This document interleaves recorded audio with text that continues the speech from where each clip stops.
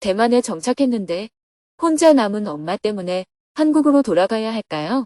2025년 7월 12일 아시아 순회 강연 대만 타이베이. 안녕하세요. 오늘은 아시아 순회 강연 중 네 번째 순서로 대만의 수도이자 가장 큰 도시인 타이베이에서 법륜 스님의 증문즉설 강연이 열리는 날입니다. 스님은 새벽 수행과 명상을 마친 후 5시 30분에 숙소를 나와 홍콩 국제공항으로 향했습니다. 6시 10분에 공항에 도착하여 배웅을 낳아준 정토회 회원들에게 감사의 마음을 전했습니다. 다들 강연 준비하느라 수고가 많으셨습니다. 함께 기념사진을 찍으며 다음 만남을 기약했습니다. 출국 수속을 마치고 탑승구로 이동하여 비행기에 탑승했습니다. 스님은 비행기 안에서 잠시 휴식을 취했습니다. 오전 8시 10분에 홍콩 국제공항을 출발한 비행기는 1시간 50분을 비행하여 현지 시각으로 오전 10시에 대만타오 위안 국제공항에 도착했습니다. 입국 수속을 마치고 출국장을 나오자 대만 정토회 회원들이 마중을 나와 환영을 해주었습니다. 스님, 대만에 오신 것을 환영합니다. 반갑게 인사를 나눈 후 곧바로 공항을 출발하여 숙소로 이동했습니다. 11시 45분에 숙소에 도착했지만 오후 3시부터 숙소를 사용할 수 있어서 곧바로 강연장으로 향했습니다. 오늘 강연이 열리는 곳은 국립타이완 사범대학 내에 위치한 중국어학당 강의실입니다. 스님이 도착하자 강연을 준비하던 봉사자들이 스님을 반갑게 맞이했습니다. 스님, 대만에 오시기를 기다렸습니다. 잘 지냈어요? 네, 봉사자들과 인사를 나눈 후 강연 장소를 둘러보았습니다. 오늘은 강연을 마치고 오후 5시 20분까지 강당을 비워줘야 한다고 해서 봉사자들과 기념사진을 먼저 찍기로 했습니다. 대만 파이팅. 스님은 맞은편 교실에서 도시락으로 점심 식사를 하고 강연 전까지 잠시 쉬었습니다. 오후 2시가 되자 강연장 안에는 120여 명의 한국 교민들이 찾아왔습니다. 2014년에 세계 100회 강연 이후 10년 만에 열리는 강연이어서 많은 교민들이 오랜만에 직접 스님의 말씀을 듣기 위해 한걸음에 달려왔습니다. 스님을 소개하는 영상이 끝나자 스님이 무대 위로 천천히 걸어 나왔습니다. 객석에서는 뜨거운 박수와 환호가 터져 나와 스님을 반갑게 맞이했습니다. 스님이 웃으며 인사말을 했습니다. 제가 대만에 10년 만에 온 것 같은데 잘들 지내셨어요?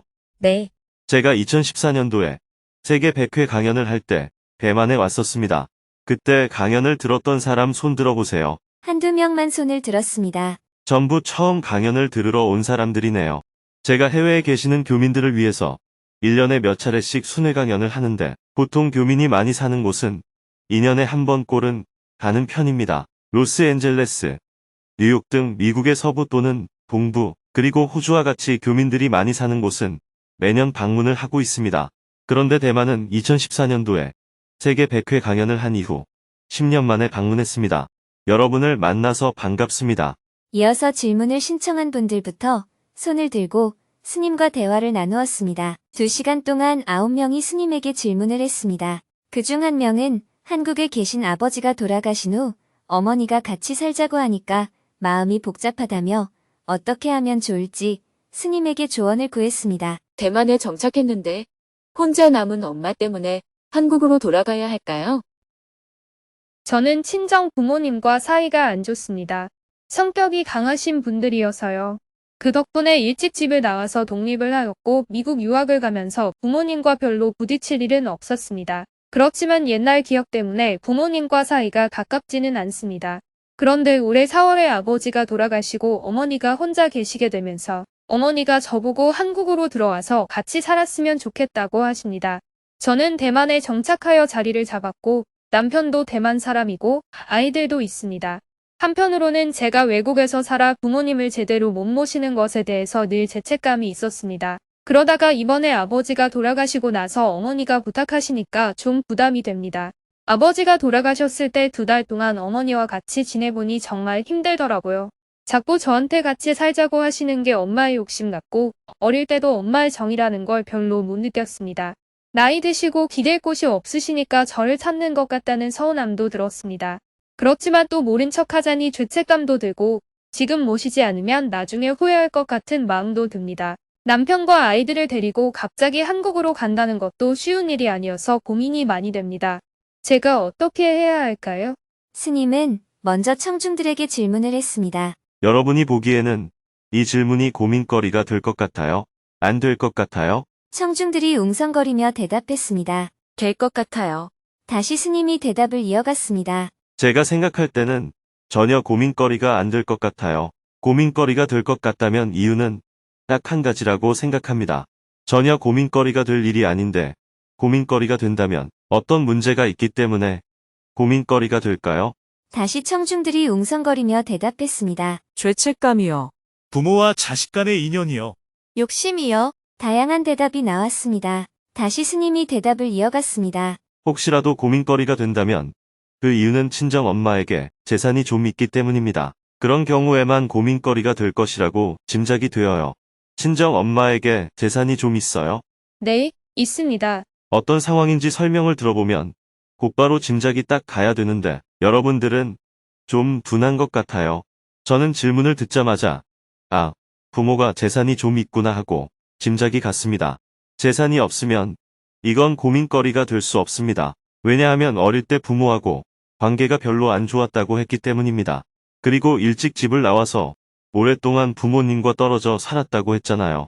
최근에 2달 동안 함께 살아보니까 지금도 별로 관계가 안 좋다고 했습니다. 옛날에는 관계가 안 좋았는데 지금은 아주 좋다고 하면 고민거리가 될 수 있거든요. 더군다나 남편이 한국 사람도 아니고 대만 사람이고 이미 대만에서 정착해서 살고 있습니다. 그런데 왜 고민거리가 되겠어요? 상식적으로는 전혀 고민거리가 안 되어야죠. 그리고 엄마 입장에서도 사이가 안 좋은 딸에게 같이 살자고 제안할 때는 재산 없이는 그런 제안을 할 수가 없어요. 재산이 있으니까 너 한국 와서 나를 좀 돌보고 같이 살면 이 재산을 다 너에게 줄게 이런 생각이 들어서 엄마가 제안을 한 겁니다. 질문자에게도 죄책감, 부모 자식의 인연 등 여러분들이 말한 것들이 다 작용을 했겠지만 그런 것들은 핵심이 아닙니다.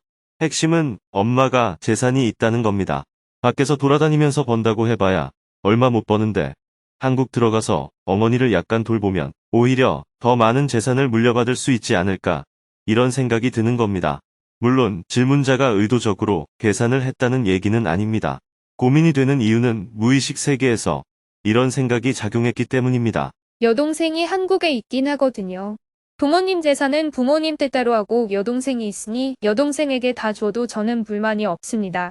여동생이 부모님 옆에 오래 있었으니까요. 저는 불만 없이 대만에서 지내면 됩니다. 그런데 제 동생도 부모님의 성격이 강하셔서 부모님을 안 좋아하는데 어쩔 수 없이 옆에 있으면서 필요한 일을 한 겁니다. 동생도 저한테 너는 여태까지 너 하고 싶은 대로 하면서 살았으니까 이제는 한국 들어와서 딸 노릇을 해야 하는 것 아니냐 이렇게 얘기하고 있습니다. 또 이모들도 저한테 돌아가면서 전화하셔서 이제는 한국에 들어와서 어머니를 모셔야 하는 것 아니냐고 하십니다. 저도 엄마가 가진 재산을 받고 싶다기보다 주변에서 그런 말을 자꾸 들어서 고민이 되는 겁니다. 그게 바로 질문자가 착각하고 있다는 거예요. 그렇다면 질문자는 자신의 마음을 모르고 있는 겁니다. 예를 들어 저희 부모님이 이제 승려 생활을 그만두고 결혼을 하면 어떠냐고 제안을 했다고 합시다. 젊을 때는 혼자 살아도 괜찮지만 늙으면 반려자가 있어야 한다. 지금은 젊으니까 혼자 살아도 괜찮은데 늙으면 외로워진다. 이렇게 온갖 얘기를 해서 설득을 합니다. 그런 얘기를 듣고 제가 결혼을 해야 하나, 안 해야 하나 이런 고민이 생긴다면 그 이유는 그들이 한 얘기 때문일까요? 이미 내 마음속 깊은 곳에 결혼을 한번 해볼까 하는 생각이 있어서 고민이 되는 걸까요? 나는 결혼할 생각이 추호도 없는데 옆에서 자꾸 얘기하니까 고민이 되는 걸까요? 어떻게 생각해요? 나에게 그런 생각이 있어서 고민이 되는 겁니다. 나는 아무 생각이 없는데 옆에서 계속 말한다고 해서 고민이 될까요? 옆에서 누가 말한다는 것은 하나의 자극을 준 것에 불과합니다. 그 자극이 나에게 번뇌가 될 때는 내 마음속에 이미 이유가 있는 거예요. 하나 더 예를 들어보겠습니다. 내가 어떤 남자하고 결혼하려고 하는데 부모가 계속 반대를 한다고 합시다. 부모가 반대를 해서 결혼을 고민하게 된다는 것은 부모가 반대하기 전에 이미 그 남자에게 부족함을 느꼈다는 것을 말합니다. 내 마음속에 뭔가 마음에 안 드는 점이 있기 때문에 고민이 되는 것입니다. 부모님과 오랫동안 떨어져 살아서 죄책감도 들고 이런저런 이유가 떠오른다면 그것도 다 고민이 되는 이유이긴 합니다. 그러나 질문자도 스스로 그런 이유 때문에 고민이 되는 것이라고 생각한다면 그것은 질문자가 자기를 정확히 모르는 거예요. 엄마 역시도 어릴 때 잘해주지도 않았고 지금 살갑지도 않은 딸에게 그런 얘기를 할 때는 재산이 좀 있다는 겁니다. 아무것도 없으면서 딸한테 전화해서 나를 돌봐라 이런 말을 하기는 쉽지 않죠. 재산이 좀 있으니까 그런 말을 할 수 있는 거예요. 그래서 질문자가 입장을 분명히 해야 합니다. 대만에서 월급 받아서 꼬박꼬박 모으면 10년이 지나도 5억 원밖에 못 버는데 엄마를 잘 모시면 10년 후에 엄마가 돌아가신 뒤 20억 원을 물려받을 수 있다고 합시다. 후자가 경제적으로 훨씬 효과적입니다. 그럴 때는 한국에 들어가서 엄마를 모실 수가 있습니다. 이걸 불효라고 생각하지 마세요. 그런 마음으로 한국에 들어가야 엄마가 질문자를 구박해도 질문자는 돈을 벌러 갔기 때문에 그런 구박이 아무렇지 않게 들리게 되는 거예요. 동생은 돈이 되는 일을 왜 안 하려고 할까요? 엄마가 성질을 자꾸 부리니 아무리 돈이 좋아도 그 성질을 못 견디는 겁니다. 그래서 언니한테 미루는 거예요. 그러나 질문자가 그런 일을 능히 이겨내면 질문자의 몫이 점점 커집니다. 이런 입장이 분명하면 엄마가 아무리 성질을 부려도 큰 문제가 안 돼요. 그러나 엄마가 불쌍하고 죄책감이 들어서 한국에 들어가게 되면 엄마가 성질을 부리거나 어릴 때 상처 입은 말을 하면 한국에 간 걸 후회하게 됩니다. 괜히 한국에 왔다. 대만에 내린 뿌리까지 다 버리고 한국에 와서 이게 뭐 하는 거지? 이런 번뇌를 하게 됩니다. 그러니 전혀 고민할 일이 아니에요. 엄마 얘기는 그냥 귓등으로 들으세요. 엄마가 혼자 살기 힘드시구나. 돈 좀 있다고 또 나를 부리려고 하시는구나. 이렇게 그냥 생각하면 됩니다. 고민하지 말고 이렇게 얘기하세요. 알았어요. 어머니.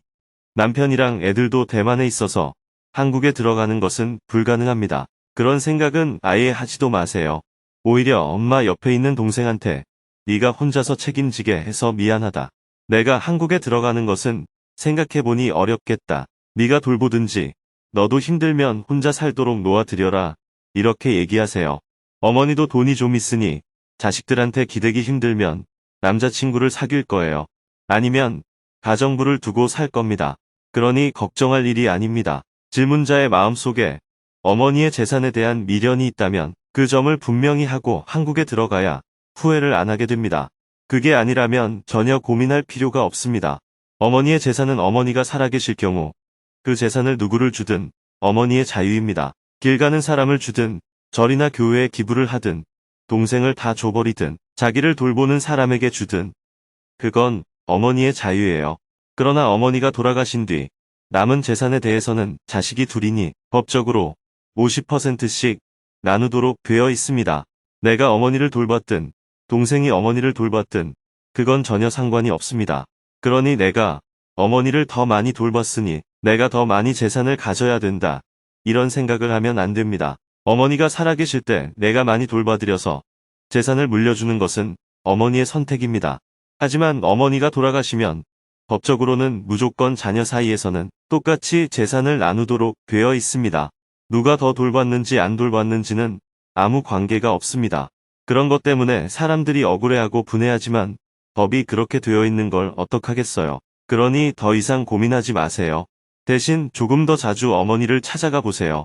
1년에 한 번 찾아갔다면 앞으로는 1년에 2번을 간다든지 전화를 한 달에 한 번 했다면 보름에 한 번 하는 식으로 해보세요.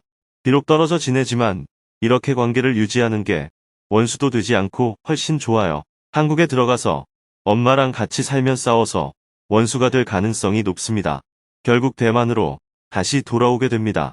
그러면 재산도 못 챙기고 대만에 뿌리 박아 놓은 것도 뽑히고 죽도 밥도 안 됩니다. 지금 질문자는 독약이 든 음식이 빛깔이 좋아 보이니까 먹을까 말까 고민을 하고 있는 거예요. 주위에서 자꾸 먹으라 그러는데 먹어야 됩니까? 이렇게 질문하는 것과 똑같은 상황이라고 볼 수 있습니다.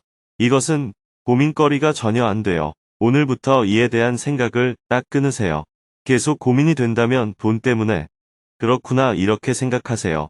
계산을 해본 다음 이익이 된다면 한국에 들어가서 엄마가 뭐라고 하든 신경 쓰지 말고 돌보세요. 돈이 되는 일이니까 후회할 필요가 없습니다. 제가 말하고 싶은 것은 인생을 어떻게 살 거냐는 겁니다. 내가 선택한 것에 대해서 후회를 하지 않으려면 관점을 분명하게 가져야 해요. 그래야 자신이 한 결정에 대해 후회를 안 하게 됩니다. 본인이 고민하는 진짜 이유를 모른 채 엄마가 오라고 해서 어쩌고 이런 마음으로 한국에 들어가게 되면 반드시 후회하게 됩니다. 엄마가 나를 보고 싶다고 해서 내가 가는 것이다. 이런 생각은 본질이 아닙니다. 내가 엄마를 보고 싶어서 내가 한국에 간다. 이렇게 생각하고 결정을 해야 후회가 없습니다. 그래야 어떤 문제가 생겨도 내가 가고 싶어서 간 것이니까 내 책임이 되는 거예요. 그런데 엄마가 오라고 해서 왔다고 생각하면 나중에 어려움이 생길 때 엄마를 원망하게 됩니다. 결국 엄마하고 원수가 되는 거예요. 잘 알아들었습니다. 감사합니다. 약 먹고 죽을 사람을 한 명 살렸네요. 지금 이렇게 길게 얘기를 하는 이유는 이분뿐만 아니라 대부분의 사람들이 자기를 모르기 때문입니다. 그래서 늘 후회를 하는 겁니다. 엄마가 결혼을 하라고 해서 결혼했다. 이런 식으로 자꾸 생각을 하는데 사실은 그렇지 않습니다. 그것은 주변 상황이었을 뿐이고 최종 결정은 내가 한 거예요. 이런 관점을 가져야 여러분들이 자신의 삶에 대해 책임을 지게 됩니다. 계속해서 질문들이 이어졌습니다. 화를 잘 조절하지 못합니다. 어떻게 마음을 다스려야 할까요? 무난하고 행복하게 사는 것이 인생의 목표인데 요즘 삶이 너무 단조롭습니다. 미래를 행복하게 살려면 어떻게 해야 하나요? 저는 초등학생인데 대만에 온 지가 얼마 안 되어서 영어를 잘 못합니다. 뚱뚱하기 때문에 친구들이 많이 놀려서 고민입니다. 행복한 것이 무엇인지 잘 모르겠습니다. 괴롭지 않으면 행복한 것인가요? 행복한 순간에도 과거의 괴로움을 생각하게 됩니다. 제 눈에 날파리처럼 하얀 것이 흐릿하게 보입니다. 이것 때문에 하고 싶은 것을 못하고 있어서 불안합니다. 4살 아이의 괴팍한 기질이 저와 아버지를 닮은 것 같습니다. 아이의 괴팍한 기질을 바꾸려면 어떻게 해야 할까요? 대만에서 생활한 지 2년째입니다. 제가 전공한 영어를 활용하기 위해 왔지만 중국어만 사용하게 되어서 이직을 고민 중입니다. 회사의 부당한 처사에 이의 제기를 하는 게 좋을까요? 오늘은 유학 온 초등학생부터 한국 교민, 그리고 현지 대만인까지 다양한 분들이 질문을 했습니다. 그중 대만인은 평소에 법륜 스님의 유튜브 영상을 자주 보던 대만사범대학교 학생이었습니다. 우연히 포스터를 보고 강연 소식을 알게 되었다고 합니다. 교수님에게 양해를 구하고 학교 수업을 빠진 뒤 증문즉설 강연에 참석했다고 했습니다. 질문을 꼭 하고 싶다고 해서 통역을 하여 스님과 대화도 나누었습니다. 1시간 30분 동안 강연을 하기로 했지만 대화를 나누다 보니 2시간이 금방 지나갔습니다. 아쉽지만 다음을 기약하고 오후 4시가 넘어서 강연을 마쳤습니다. 곧바로 무대 위에서 책 사인회를 시작했습니다. 강연에 참가한 교민들은 길게 줄을 서서 스님에게 사인을 받고 인사를 나누었습니다. 스님 덕분에 제가 정말 많이 행복해졌습니다. 감사합니다. 책 사인회를 마치고 스님은 강연을 준비한 봉사자들에게 감사의 마음을 전한 후 숙소로 이동했습니다. 봉사자들은 묘덕 법사님과 함께 둥글게 모여 앉아 마음 나누기 시간을 가졌습니다. 대만에는 한국 교민들이 많지 않아서 오늘처럼 한국 사람이 많이 모인 행사는 처음이라고 합니다. 그동안 법륜 스님의 증문즉설을 유튜브에서만 보던 사람들이 직접 얼굴을 보고 한자리에 모인 것에 대해 다들 감격했습니다. 제가 대만에 온 지 28년이 되었는데 이렇게 많은 한국 사람들이 모인 모습을 본 게 오늘이 처음입니다. 이렇게 많은 한국 사람들과 긴 시간 동안 한국어로만 대화를 나눠본 것은 제가 대만에서 처음 경험하는 일입니다. 너무 뜻깊은 날이었습니다.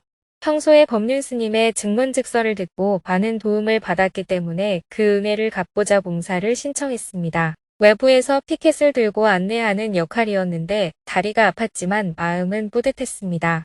평소에 법륜 스님의 증문즉설이 정말 큰 위안이 되었어요. 오늘 제가 한 일은 질문자에게 마이크 전달해주고 스님이 사용할 마이크 켜드리는 것밖에 없는데 이 일이 제 인생에서는 너무 뜻깊은 일이었습니다. 제가 대만에 온 지 20년이 되었는데 오늘이 가장 의미 있는 날이었습니다. 살면서 누구나 힘들 때가 있잖아요. 스님의 법문을 들으며 죽지 않고 버티었는데 오늘 스님을 직접 만나게 될 줄이야 꿈만 같습니다. 먼지 같은 삶을 살지 않으려고 도움이 되고자 봉사까지 했는데 덕분에 건강하게 살아갈 수 있는 힘을 얻고 갑니다. 대만에 와서 봉사활동을 오늘 처음 해보았습니다. 저도 세상에 잘 쓰일 수 있다는 것을 느낄 수 있어서 너무 감사했습니다. 나누기를 하면서 눈물을 흘리는 분들이 많았습니다. 힘든 시간을 보내다가 오늘 강연을 계기로 많은 위안을 받았다고 합니다. 이번 대만 강연을 총괄한 양은미 님도 소감을 이야기했습니다. 대만에는 정토회 회원이 거의 없어요. 그래서 지인들에게 연락해서 강연 준비를 시작했는데 많은 어려움이 있었습니다. 오늘 강연을 들으면서 이렇게 고생했는데 강연을 2시간만 할 게 아니라 5일을 해야지 하는 생각이 들 정도였습니다. 그런데 강연장 되어 시간이 끝나가니까 제 시간에 못 끝낼까봐 가슴이 조마조마했습니다. 저는 무조건 강연을 준비해야 하는 사람이어서 선택의 여지가 없었는데 여기 모이신 다른 분들은 선택할 수 있었음에도 불구하고 함께 해주셔서 너무 감사드립니다. 마지막으로 묘덕 법사님이 어려운 조건 속에서도 마음을 내어 봉사해준 분들을 위해 격려의 말씀을 해주었습니다. 수고한 서로를 격려하며 큰 박수와 함께 소감 나누기를 마쳤습니다. 소감 나누기를 마치고 근처 채식 식당으로 이동했습니다. 저녁 6시부터는 이번 아시아 순회 강연에 함께 동행한 아시아 지회 지원팀 활동가들과 저녁 식사를 하며 평가 회의를 했습니다. 이번 아시아 순회 강연은 싱가포르, 호찌민, 홍콩, 타이베이 4개의 도시에서만 조촐하게 진행해 보았습니다. 순회 강연 일정이 그렇게 길지는 않아서 스님도 몸 상태가 좋지 않음에도 불구하고 비교적 순조롭게 강연 일정을 소화했습니다. 각자 강연 준비 과정에서 느낀 점을 가볍게 이야기했습니다. 먼저 정토회 아시아 지회장을 맡고 있는 조정은 님이 총평을 해주었습니다. 아시아 지역은 7월이 국제학교 방학 기간이라 대부분 한국에 들어가 있어서 참가자 모집에 어려움이 많았습니다. 그래서 내년에는 7월은 피하고 6월이나 9월에 강연을 하는 게 좋겠다는 생각이 들었습니다. 특히 홍콩과 대만은 정토회 회원이 거의 없는 지역임에도 불구하고 열정적으로 강연을 준비해 주셨습니다. 무엇보다 봉사를 하신 분들이 수행에 관심이 많아지셔서 온라인 정토불교대학을 안내해드리면 좋을 것 같습니다. 대만 강연을 총괄한 양은미 님은 한국 교민이 많이 살지 않는 곳은 현지어 통역 강연을 해보면 좋겠다는 제안을 했습니다. 요즘 K-팝, K-드라마, K-컬처에 대한 관심이 뜨겁기 때문에 현지에서 한국어를 배우는 사람들이 정말 많아요. 대만은 한국 교민의 수가 너무 적어서 차라리 중국어 통역 강연을 하면 참가자를 많이 모집할 수 있겠다는 생각이 들었습니다.